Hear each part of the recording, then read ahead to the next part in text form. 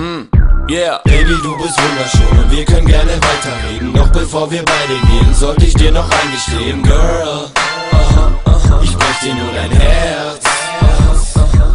Okay, Babe, du bist genau mein Typ und wir können gerne weiter labern. Doch bevor wir beide starten, sollte ich dir noch eines sagen, Girl, ich brech dir nur dein Herz.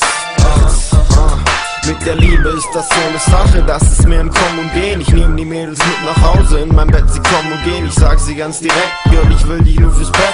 Und ich denk, sie hat's gecheckt, doch sie will da mehr als Sex. Sie will für immer bei mir bleiben, am liebsten sofort heiraten. Doch da muss ich Nein sagen und dann ganz schnell heimfahren. So war es bei Marie und so wird es bei Jacqueline. Wir sind immer so verliebt und dieser G ist das Lied, yeah. Baby, du bist wunderschön und wir können gerne weiterreden. Doch bevor wir beide gehen, sollte ich dir noch eingestehen, Girl, ich brech dir nur dein Herz.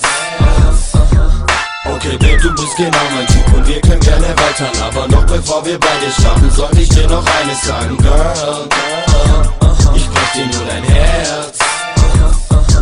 Yeah, Baby, tut mir leid, ich weiß, es klingt jetzt ganz schön fies, aber wir sind kein Pärchen und ich bin nicht dein Liebhaber. Ja, ich weiß, du bist so in mich verliebt, aber ich spür einfach nichts, wenn ich dich ficke wie dein Stiefvater. Doch wir können gerne noch was essen gehen, oder wenn du Bock hast, noch eine Runde um die Ecke drehen. Wenn es sein muss, können wir uns auch gerne noch mal treffen, denn doch meine Nummer kriegst du nicht, glaub mir, das ist besser, denn Baby, du bist wunderschön und wir können gerne weiterreden. Doch bevor wir beide gehen, sollte ich dir noch eingestehen, Girl, ich brech dir nur dein Herz.